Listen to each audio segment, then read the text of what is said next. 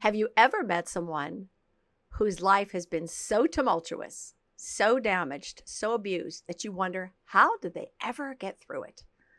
My guest today, Roxanne Reitmann, appropriately nicknamed Rocky, is that person. Rocky's childhood was riddled with pain, abuse, neglect, the kind of trauma that no one should ever have to endure.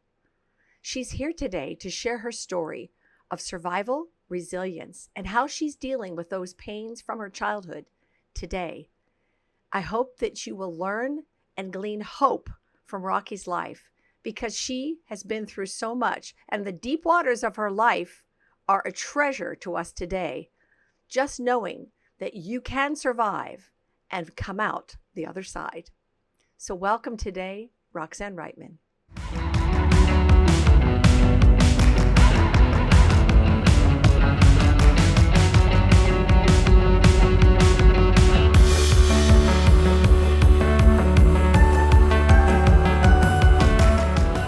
So welcome, Rocky, and I would love to hear you give us a part of your story.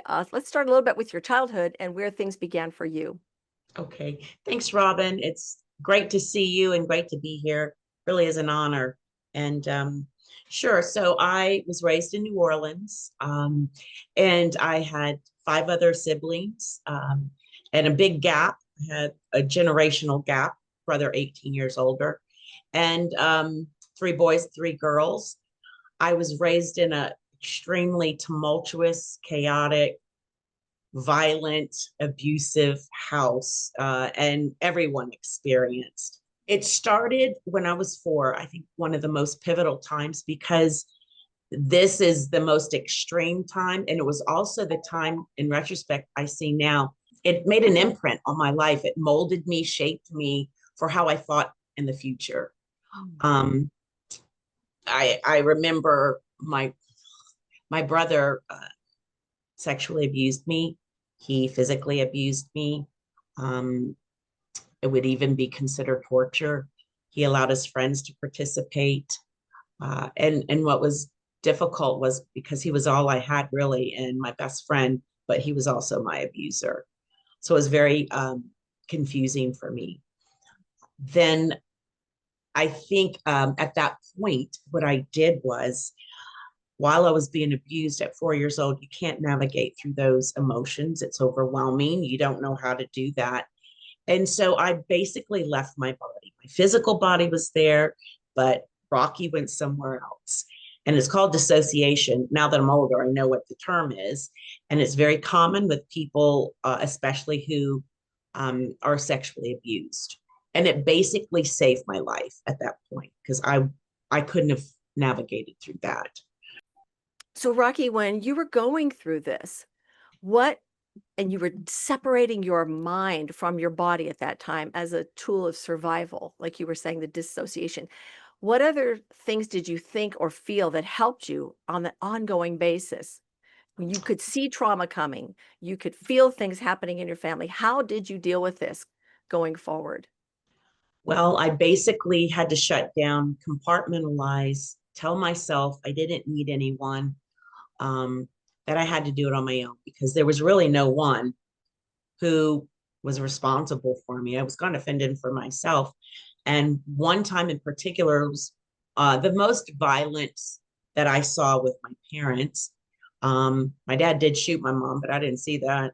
Um, was one particular night they were fighting horribly and actually trying to strangle and kill each other.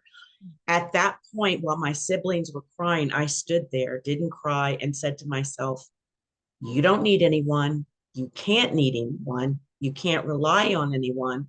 You're tough. You can do this. And I basically just shut down and just didn't feel. My dad kicked my mother out. We moved to a new place, and no one told me, "Hey, you're not going to have a mom anymore. Mom's gone." And I didn't ask. We pretended nothing happened, and I just went on with life. So that ability to say, I don't need anyone, Mhm. Disconnecting from the emotional part of being part of the family, your mother not being there, that allowed you to let her go? Absolutely. And there was abuse pretty much every day, whether it was physical, a lot of physical, sexual. I knew it was coming. So I had to constantly tell myself to believe it, because when we tell ourselves something enough, we start to believe it, that I could get through it, that I would get through it. And I did. And and so yes, that's those are the skills I used as a kid. So, Rocky, when you were abandoned or neglected, what did that look like? Like, how did that happen in your household? Honestly, I didn't think about it at that age. I didn't think about it till later, because I told myself so often I didn't need anyone.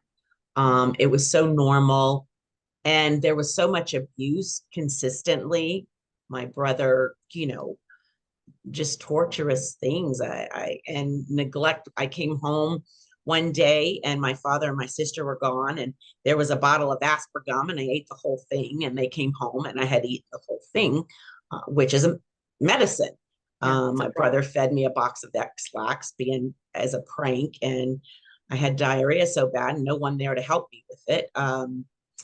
Just and some other things that I can't even go into. The night that I stayed in the house all by myself, wasn't I wasn't afraid at first, but I didn't know how to cook, so I got a stool and made a syrup sandwich. But later that night, it was dark, and I put on a movie, Frankenstein, and I was terrified. So I was fine until I did that. Did you, as a young child, recognize that you were being neglected or tortured or abandoned in any way? Like, were you conscious of that?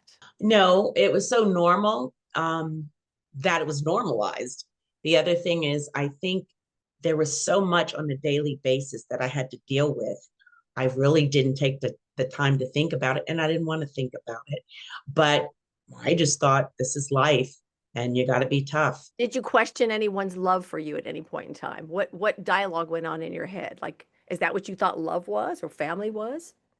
I didn't really start thinking about it till life calmed down a bit, because there was so much chaos. I didn't have the luxury of trying to think about it. I was always in hypervigilance. I Mm. was just hypervigilant all the time, trying to protect myself and see when the next abuse was going to come. Again, we had a happy family. I was raised in New Orleans. Everything's a party. And we enjoyed each other when I wasn't being abused. So by this time, my sister, who had quit school at 14 to be my mother, I was very close with, had decided to move out and live with her now husband. That was devastating for me. It was a huge abandonment. And she was my protector, in a sense. Now I was going to have to share a room with my abuser. And I was terrified, and it got worse, especially the physical abuse. And even though I was so happy on the outside, that's how people knew me, that's how they described me. You cannot, the behavior is very deceiving, because inside there was so much turmoil, chaos, desperation. And that's actually when I wrote my first suicide note. I Mm. felt hopeless. So, in all this time, you're going through this trauma in your childhood, this abuse, neglect, torture, all of these things are happening in your life, in your family. Did you ever think, I need to tell someone? I need to tell a teacher. I need to tell a relative. I need to divulge this information to possibly rescue me? Did that ever cross your mind? I couldn't. My brother threatened to do worse, and my father had threatened to put us in a foster home if we didn't quit fighting. And I couldn't handle that. That being with my father and him not leaving me was more important than the abuse. That Mm. I could handle the abuse, I couldn't handle that. And again, we were joyful. I went to the bar every night with my father. That's where my family was. All the drunks knew me, I knew them. I actually ended up having my ninth birthday there in the back in the bar room. And if the police came, they would hide me. So I loved it. It was a great time with me for me, because I got to be with my dad, and I had all these friends. So, as a young child around this age, were there any other survival tools or things that you leaned on to help you get through this difficult time and this life that you were living that you had to hide from so many people around you? Absolutely. I think by this time I'm 9. Um, I feel like God started just coming into my life and I started talking to him. So through the encouragement of an older woman who had been Catholic, I just asked my dad, I want to start going to church. And he took me every Sunday. He didn't know when else went. He would pick me up. Would always oblige me. And this is when I would say my spiritual journey started. Mm. And for me, it was safe also. I could kind of count on someone consistently. So at this time, it's you and your dad and your brother and you asking dad to go to church, and so you're reaching out for some support and help. What happened next? Well, we were still visiting the bar room every night, and I loved it. And one morning on a Saturday, I woke up and my dad was on the couch. I went in his room, and Miss Jeannie, one of the barmaids, was in his room. And I asked him, "Why is Miss Jeannie in there?" And basically, what happened is she was in a very abusive relationship. And I think my dad was just terrified to raise a Mm. 9-year-old girl on his own. So that's how that started. Wasn't very happy at first. Was very territorial with my father, and I told her I didn't need her, and I could take care of my dad on my own. And this continued really until my brother left. My brother moved out. I think he went to go live with my mom in Texas, and after that, I finally felt some stability and peace.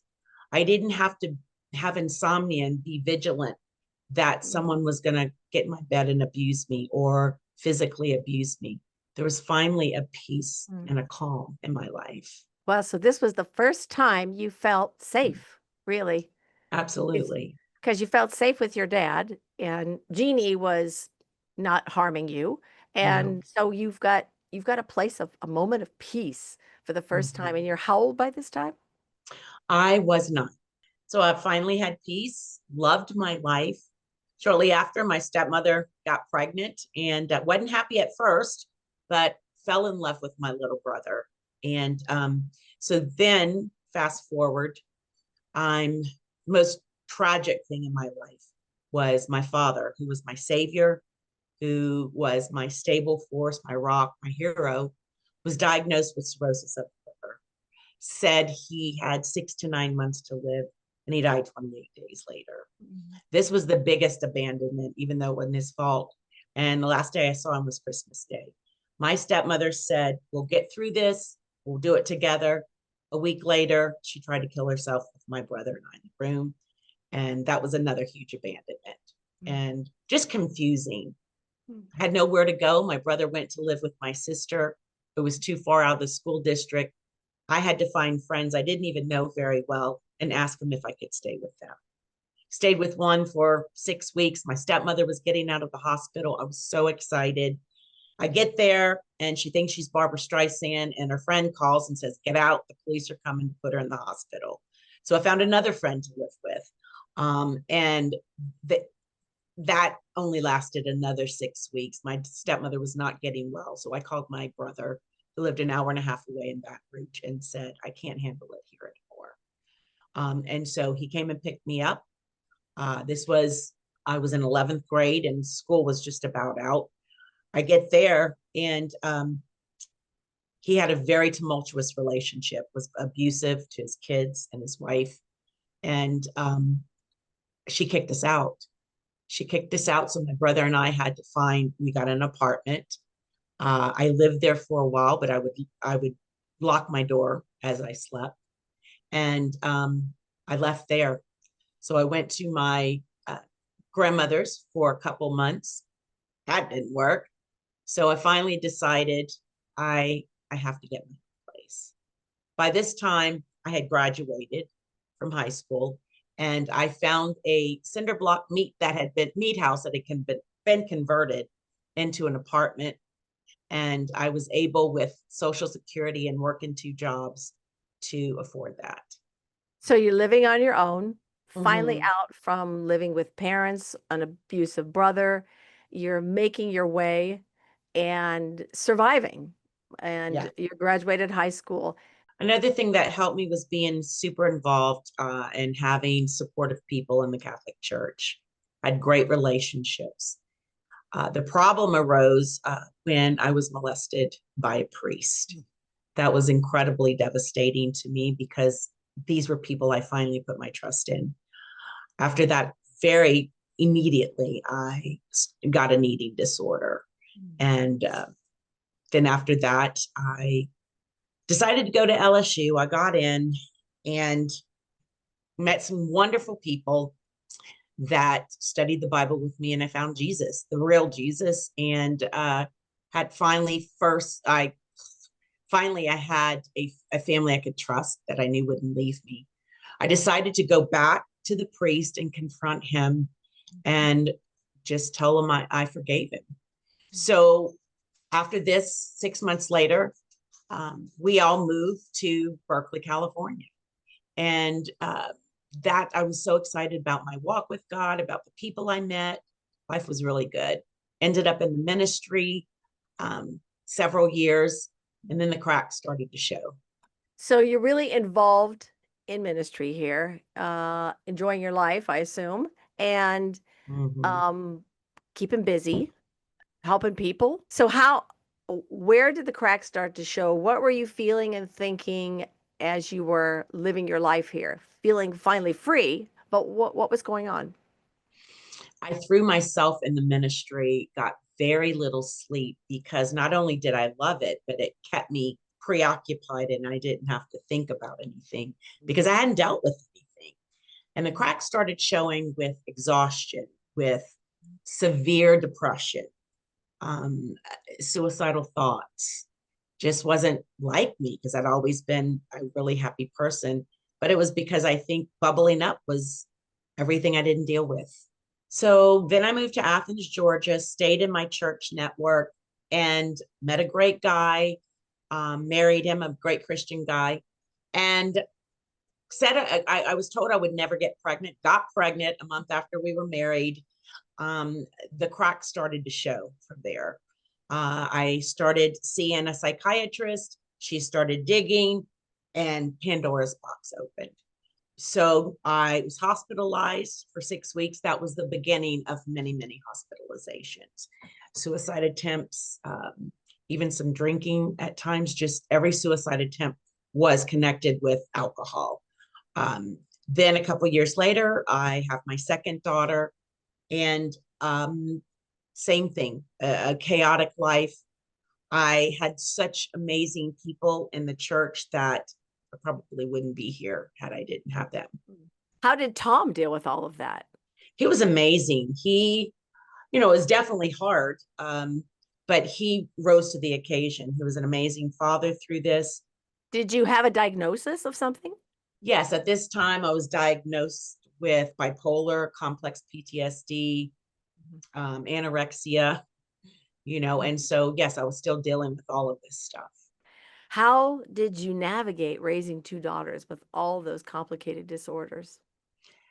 God, I mean, Jesus Christ, but I think a practical thing was I compartmentalized. No one really knew except the couple that was mentoring us. I was happy. I was productive.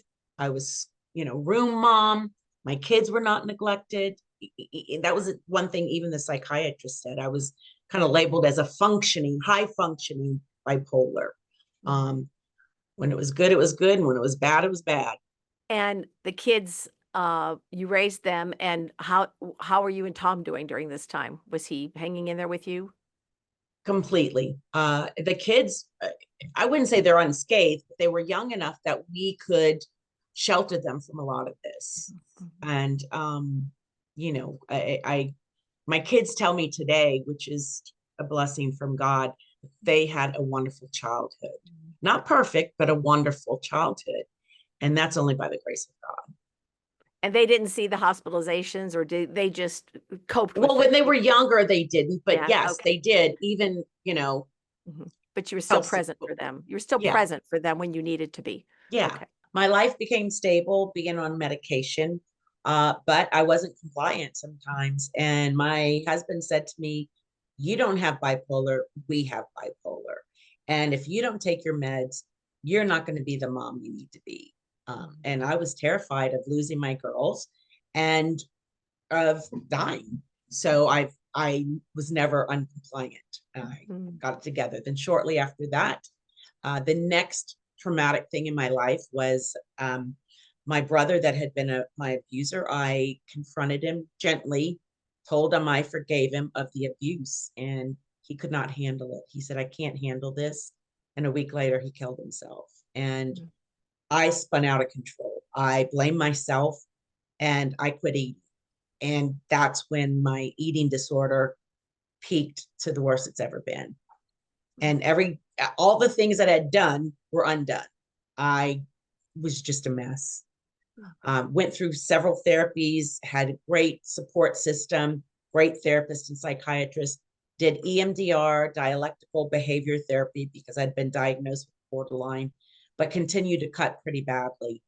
So we moved to Oregon. My children were third and fifth grade, and I was stable. I plugged in right away to the church. I plugged right into a psychiatrist in therapy. But over the years, even though, Tom and I were doing well, I think over the years, dealing with my trauma and dealing with my bipolar really affected our marriage, and we ended up divorcing. The great thing is my children are both married now. I have two grandchildren. We are dear, dear friends, Tom and I, and we enjoy our grandkids together. I see them probably 4 times a week, maybe more. And we're very, very close friends. We're in the same church and enjoy life together. I don't remember the last time I had a hospitalization, but it's taken me to really plug in, to find that tribe that I can be open with. And as long as I do the proactive things, it's really helped me to not have another hospitalization and use the skills that I've been taught.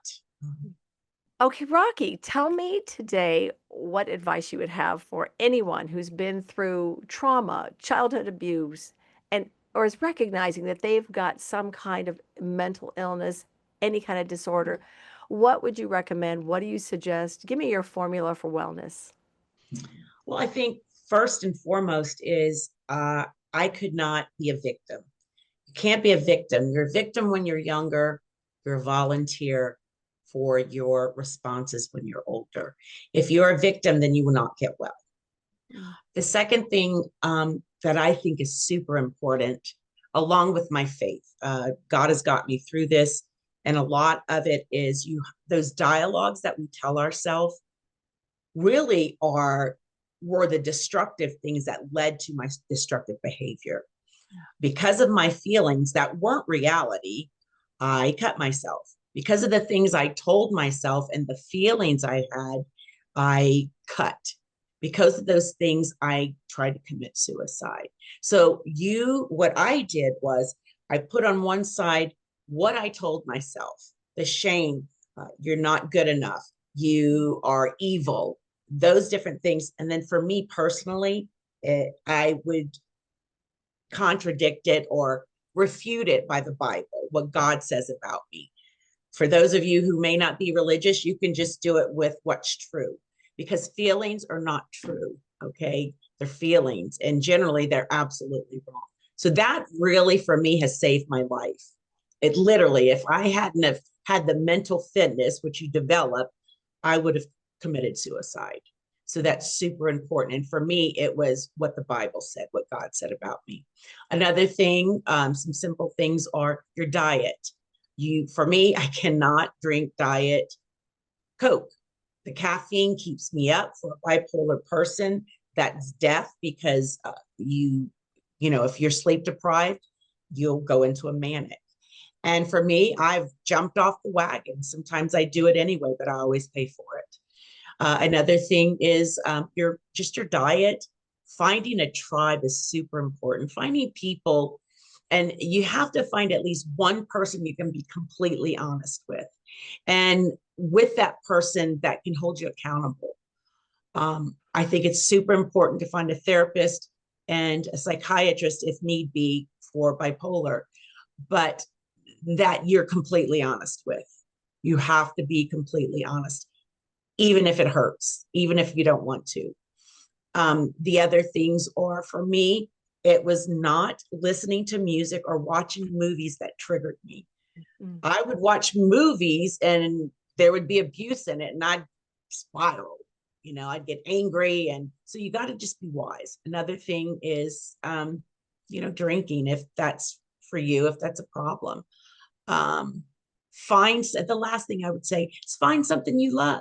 For me, what was really good is it's called I Chi, and it took my mind off it. It grounded me. Going out to coffee with friends, decaf, doing things that really bring a smile to your heart.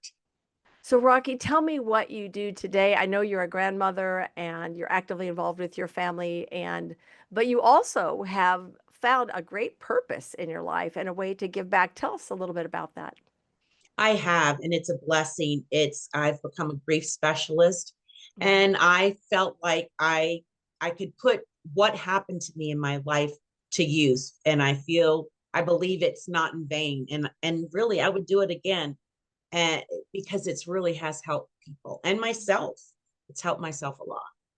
Rocky, I just want to thank you today for the way that you have shared your life with such detailed intimacy with us, openness and vulnerability.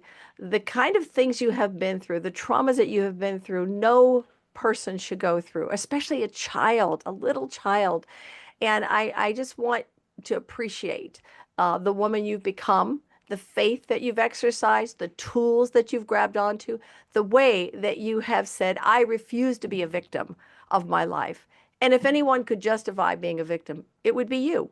And yet, that isn't the way you summarize your life. You summarize it with joy, with thankfulness, with faith, and I admire the way you never lost your faith and how you've held on to truth and joy in your life in spite of everything. And I think you've been a great example and a great light to the community and given people hope that you can go through horrific things in life and still find purpose and a deeper meaning and a deeper healing.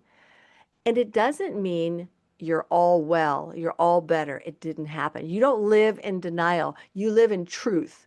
You live in acknowledgement. You know it happened to you, and you found a way to manage and to use it for the good of others. I hope that our audience today hears you deeply in the heart that please don't stay there. Don't stay in that place, no matter how bad it gets, no matter how many attempts to take your life or how off your medication doesn't work and your family's in chaos. Keep trying. Don't give up. And that's the message I get from you today, Rocky, is that you continue on your journey. Even today, you work through the most challenging times of your life. You still struggle with depression. You had mentioned that even, prior to doing the podcast, you had a really down day and you're like, no, you know how to fight. You have shortened your fight time in your life and you are no longer wallowing in sadness, but you look up to the joy, to what life and God still have to offer you. So thank you again so much for being Thank here. And you. you are a delight and you are a dear, dear friend. And I love you much.